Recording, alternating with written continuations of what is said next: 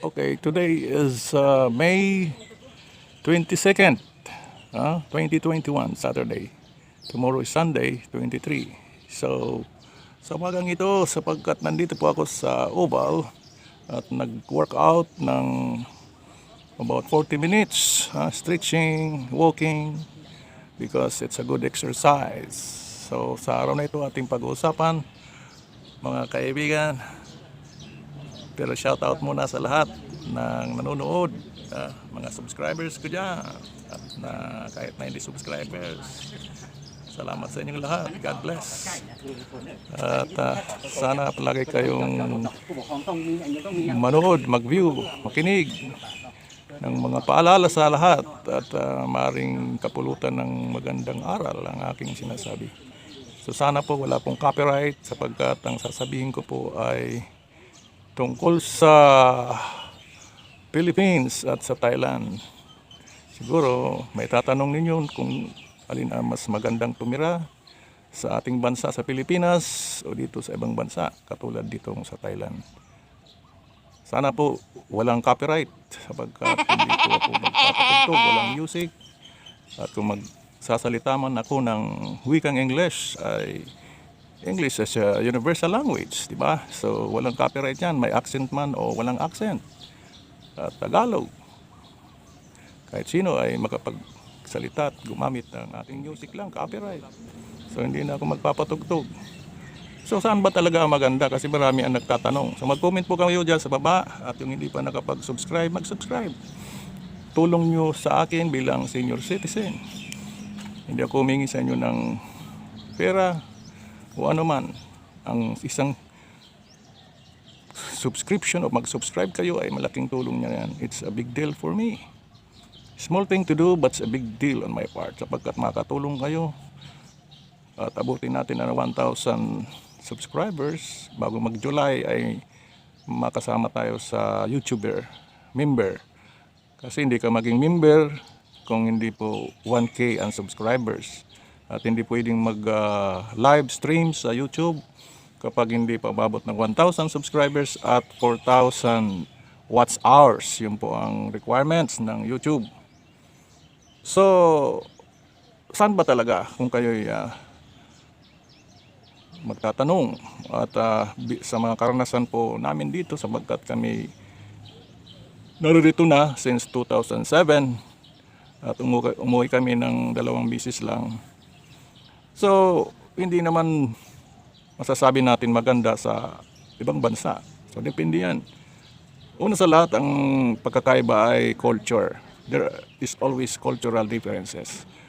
Pag kayo lumabas ng Pilipinas, of course, sa ibang bansa, iba ang kultura.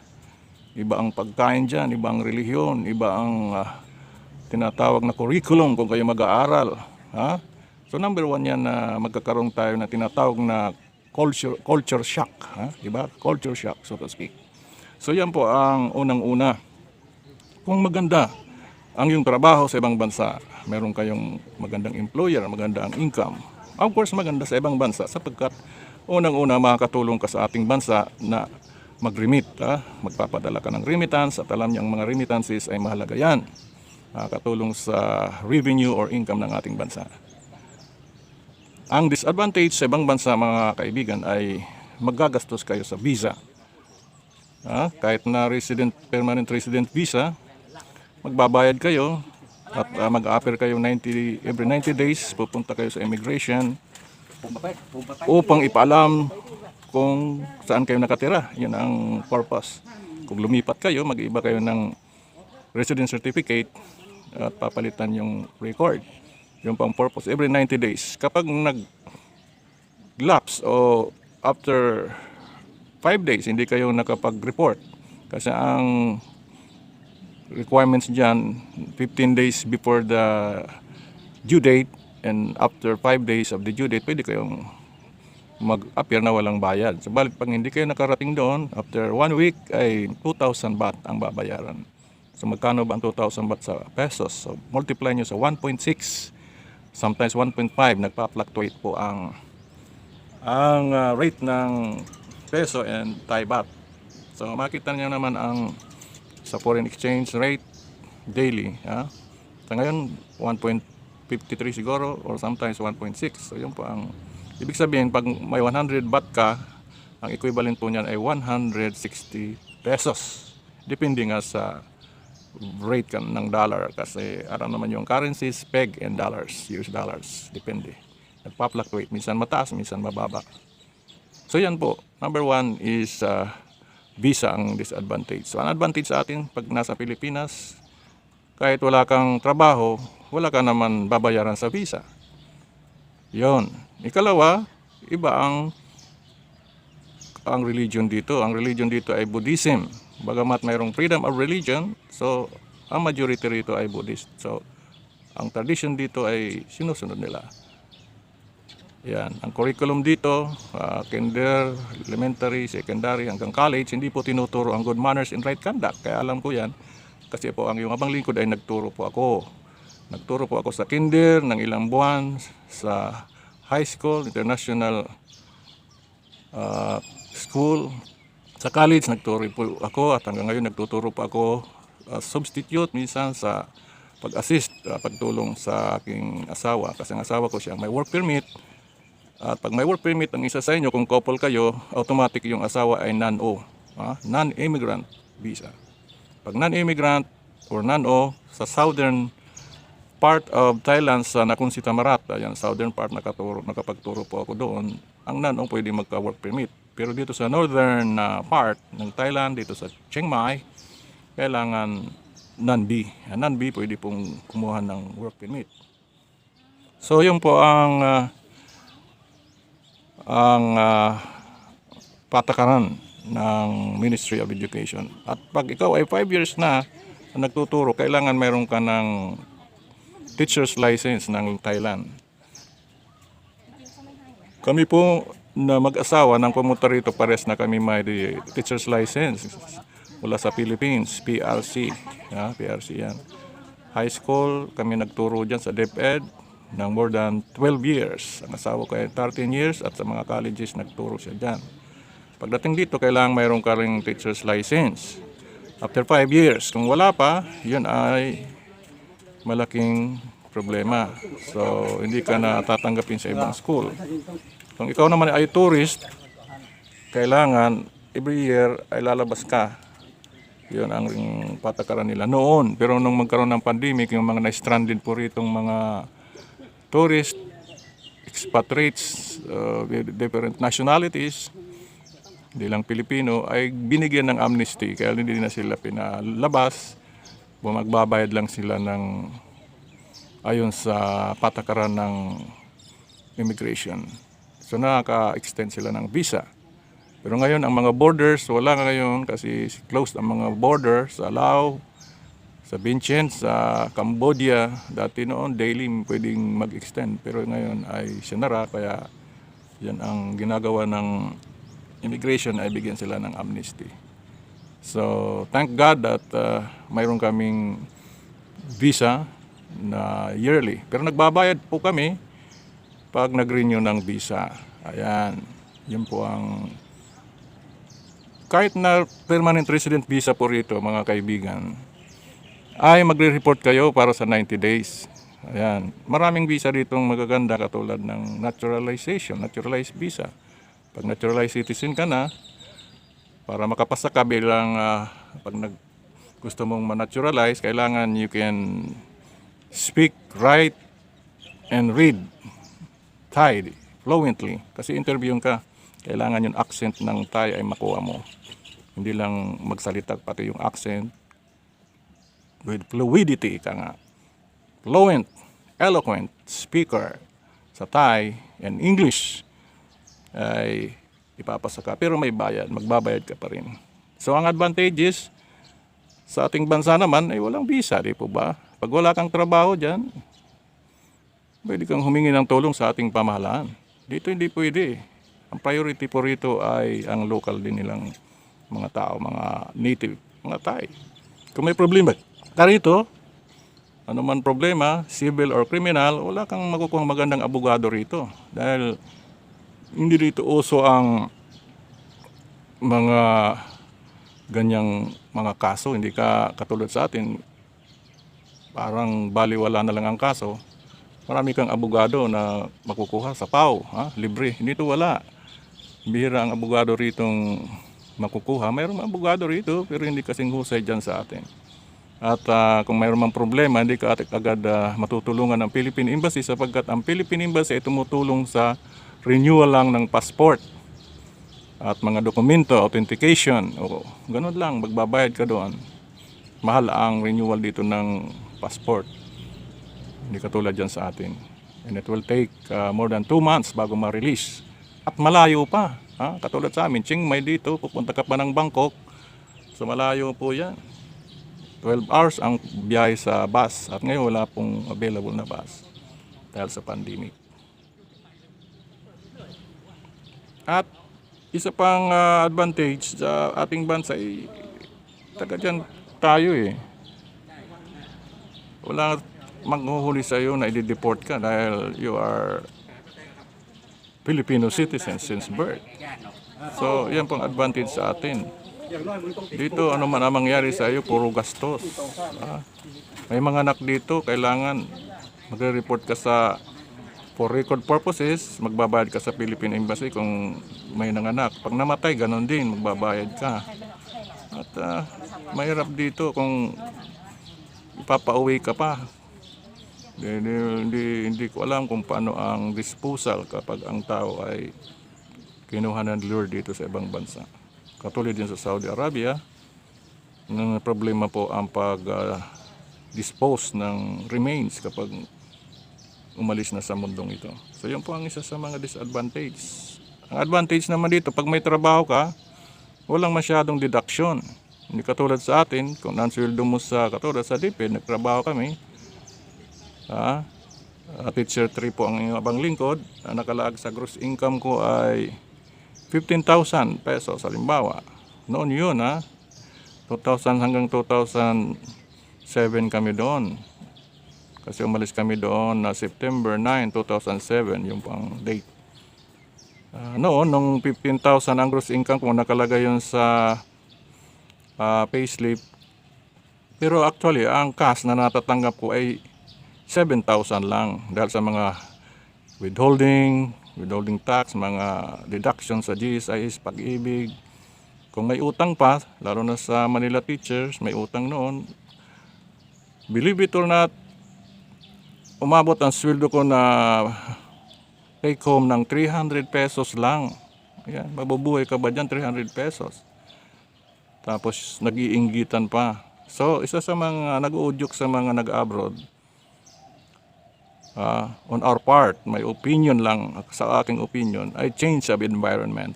Kung minsan sobra ng trabaho, na stress na dyan. So isa pa yan na advantage sa ibang bansa. Mayroong bansa katulad dito sa Thailand, hindi masyado ang stress. Hindi masyado dito ang issue. Hindi issue dito yung ano-ano. Bihira ang fake news dito. Hindi katulad sa atin, kaunting bagay lang, ibabalita na. So, minsan yung inyong karakter, yung puri ng isang tao ay nasisira dahil sa fake news. Dito, hindi nila ini-issue yan. Isa pa dito, ang election, hindi big deal sa mga tao. Minsan nga nagkaroon ito ng election, hindi namin alam na may election dahil napakasimple, napakatahimik, walang ingay. Hindi katulad sa atin na pag may election, matagal pa ang election, magulo na papatayan Yan ang pagkakaiba sa atin. Maganda sana dyan dahil walang visa, dahil tagariyan tayo. Yun nga lang magulo, lalo na pag election. Kahit hindi election, magulo lalo pa kung election. Di po ba? O dito hindi ini-issue ang election. Katulad ngayon, election pero walang nag-iingay, walang nagrarally dito. Hindi dito pinupuna ang pamahalaan. Lalo na yung monarch, kapag nagsalita silang laban sa monarch, sa royal family, kulong agad. Kaya yan, isang batas dito na hindi pwedeng mag-criticize destructively and constructively against the government dito sa Thailand. Kaya ang tao rito, focus lang sa kanilang trabaho. Negosyo kung negosyo, at ang pamahalaan, sinusuportahan nila ang mga agriculturist, binibigyan ng libreng mga pananim, pinapautang para may tataniman, may mga lupa. Kaya ang mga tao rito ay substantial. Kumbaga, hindi nagugutom. Bira dito nagugutom ng mga tao. Lahat ng tao rito, taga rito ay may pera. Ika nga, kung ang nabibili, nakakain ng mayaman ay na masarap na ulam, nakakain din ng mahihirap. Nakabili din ng mga luxury cars ang mga mahihirap dito. Katulad ng mayayaman. Dahil dito hindi pinapansin ang mayayaman at mahihirap. Pag sila'y naglalakad, lalo na sa loob ng mall, hindi sila baliwala, hindi katulad dyan sa atin. Dinudumog ang mga artista o ano. Artista dito, hindi mo alam na artista eh. Hindi mo tanungin eh. Tatanungin mo dahil makikita mo sila sa TV. Artista ka, di ba? Sasabihin, oo. Pero hindi naman dinudumog. Hindi ini-issue eh. Wala ditong kamangha-mangha, hindi sila madaling mamangha sa tao. Yun ang pagkakaiba rito. Itanong nyo sa iba, kasi iba-iba rin opinion, yun ang naranasan namin. You can walk freely, even at night, na hindi ka matatakot dito na may mga hold up. Diyan lang ang mahirap lang kayo, ay ingatan ninyo kung kayo pumunta rito.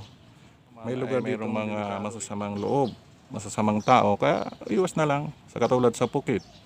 Yan, meron ding napabalita doon na mga foreigners, mga babae pa naman pinatay, pero yung suspect o yung nahuling guilty party o yung killer ay hindi naman taga rito, taga ibang bansa. So, hindi ko na lang sasabihin yun, baka delikado rin, pero nahuli na yun.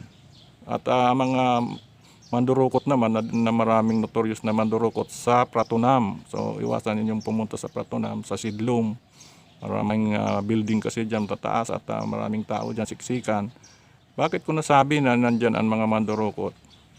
Kasi minsan po ako po ay nadukutan na rin. Yung bagong bili kong cellphone, bago pa kami dito, 2008.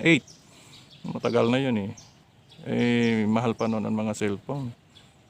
More than magkano ko ba nabili yun? More than $200 US dollars. Simple lang. Hindi ko alam na may mandurukot pala. Babae pa dito. At ang suspect ko nga ay Pilipino pa, Pilipina. Kasi marami ditong mandurukot, hindi naman taga rito. Kasi may nahuli na dito isang grupo ng mga mandurukot. Mga Pilipino, babae at lalaki. Diyan pa sa may lugar na sinabi ko, binanggit ko sa Pratunam. Sidlum, yan.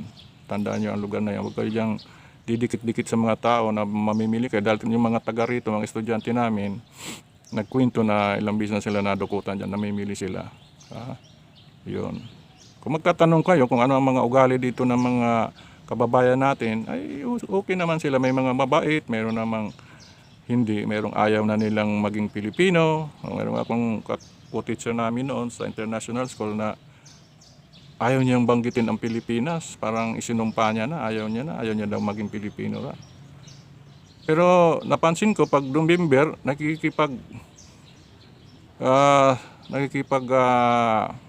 away na. Dahil gusto na umuwi, dahil gusto mamasko sa Pilipinas. Nandun na sa airport, nakapila na, malayo pa ang Pasko dahil gustong umuwi. Pero ayaw niya sa Pilipinas. Pero pag Pasko, nako, mabilis pa sa alas 4 uuwi na dahil ayaw niya dito pag Pasko. At masasabi ko, the totality, to summarize my comparison between the Philippines and Thailand, I 100% gusto ko po sa Philippines. Dahil diyan po ako ipinanganak eh.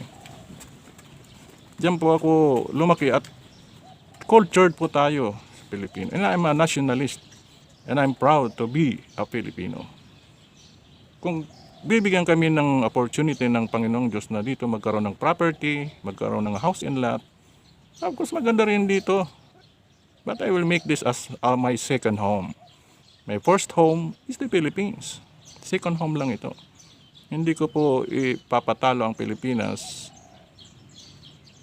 kahit saang bansa. Magalit man kayo o hindi.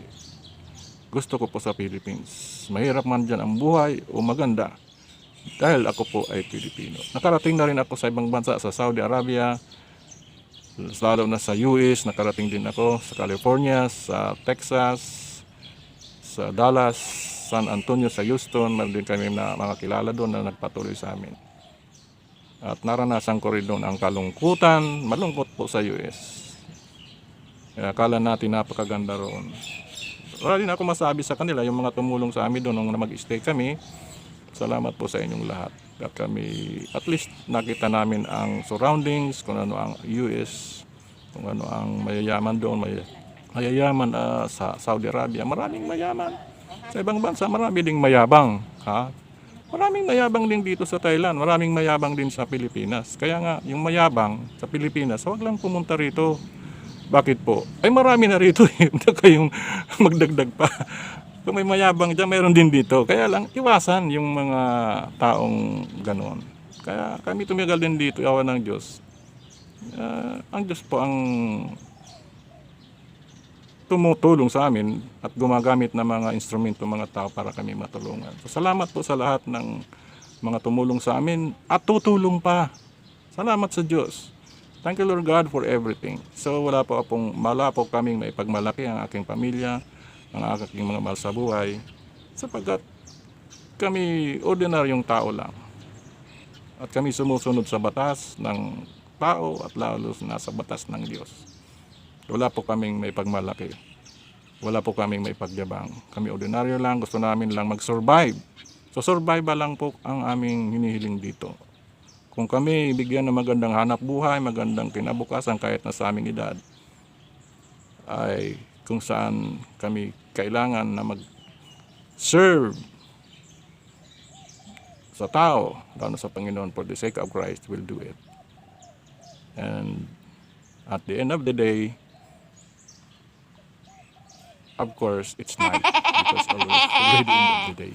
But that is literal. But figuratively, at the end of the day, we praise God and we give all the glory to our Lord God.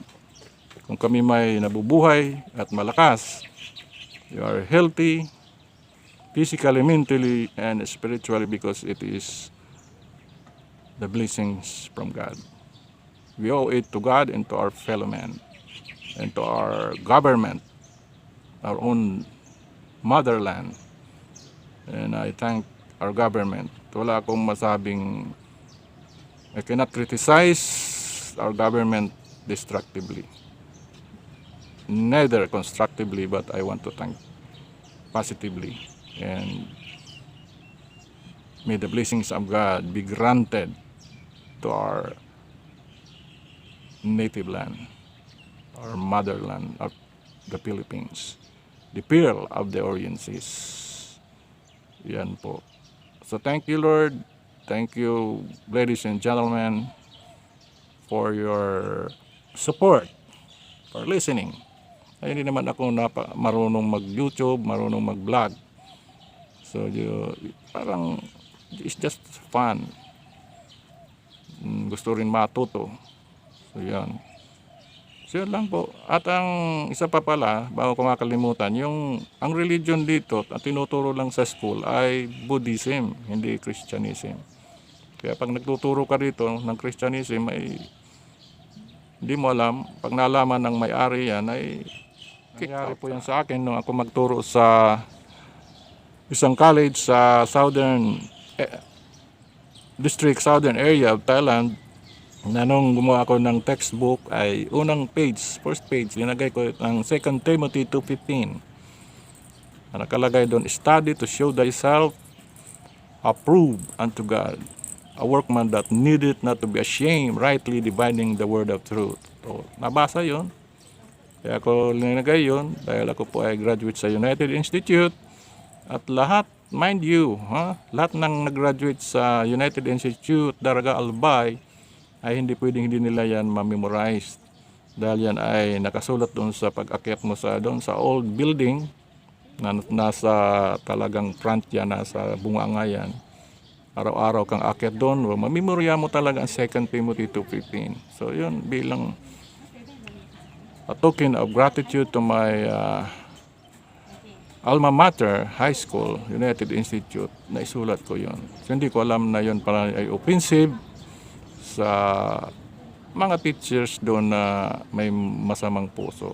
So without any reason, yun ang dahilan, hindi na ako sinabihan na 30 days notice. Basta kick out na ako, pinauwi ako at kinuha pa yung separation pay ko na 20,000 baht plus yung summer kong pinagturo, hindi ako binayaran. So yung school may utang sa akin,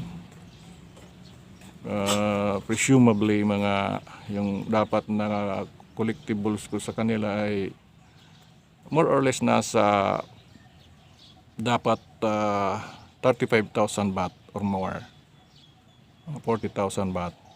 Sayang din yon, kinuha lang na wala namang dahilan. Sa pesos, para makuha nyo ang equivalent, multiply by 1.6. Yun po ang total na dapat nilang bayaran. Pero it was a nightmare. It was a charge to experience, ika nga. So mag-ingat po tayo dito sa pagtuturo. Dito ang patakaran, kapag ikaw ay magre-resign, dapat i-inform mo ang management o ang employer 1 month before the effectivity of your resignation. 1 month yan, 30 days notice, ika nga. Pero pag ikaw ang inalis, wala nang notice. Pag report mo kinaumagahan, sasabihin sa iyo, sorry, fired out ka. Yun ang disadvantage dito. Walang security of tenure kapag kahit na sa government, sa private, aywan ko sa iba, pero doon sa aming napagtrabahuhan na mga schools, ganun ang ginawa sa amin. Kapag na-close ka na sa mga estudyante, lalo na, at napupunan nila na ikaw ay masipag, palagi kang maaga, yun nila ng punctual. Yun ang tina-question sa akin. Kasi yun pa ang habit ko kahit na nagtrabaho ko sa Saudi Arabia for more than almost 10 years. Sa mga pinagtrabahoan ko doon, katulad ng British Aerospace, nagtrabaho ako sa Arabian Auto Agency, King Khalid International Airport, to name a few. Sa Al-Kubar, nagtrabaho din ako doon. Palagi akong maaga, at dahil doon sa pagiging kong maagang pumasok, napapagkatiwalaan ako ng employer at nabibigyan ng increase, salary increase. Pero dito hindi. Ang binibigyan ng reward dito yung late. Yun ang masasabi ko. Yung kung sino pa yung late palagi, may reward. Ayaw nila ng punctual. Pag ikaw naman late, intentional mo nag-late ka, deduction. Wala kang sweldo. At mayroon dito mga schools, mga kaibigan, na no work, no pay. Meron nga dito na lumabas ka lang, bumili ka ng pagkain, hindi ka nagpaalam sa management. Halimbawa, 10 o'clock lumabas ka, pero bumalik ka after 30 minutes o 20 minutes, absent ka na dahil lumabas ka, hindi ka nagpaalam. Meron dito mga mahigpit na schools. Na hindi ka kahit papel, hindi ka makahingi. Pero meron naman dito napakaalwan. So thank God, ito aming pinagtrabahoan ngayon na Chiang Mai Rajavat University o CMRU ay napaka-lenient ang management. Mabait ang dean, mabait ang mga co-teachers namin, kahit na nga kami senior citizen na, binibigyan pa kami ng pagkakataon, opportunity na makapagturo, lalo ng aking asawa. So yan lamang po, at mag-comment kayo sa baba kung ano yung gustong pag-usapan, at pag-usapan natin yan. Mag-comment kayo constructively and favorably, at huwag kalimutan mag-like, share, and subscribe. Malaking tulong po yan ninyo sa akin, and the more, God will bless you. Thank you and see you. Bye.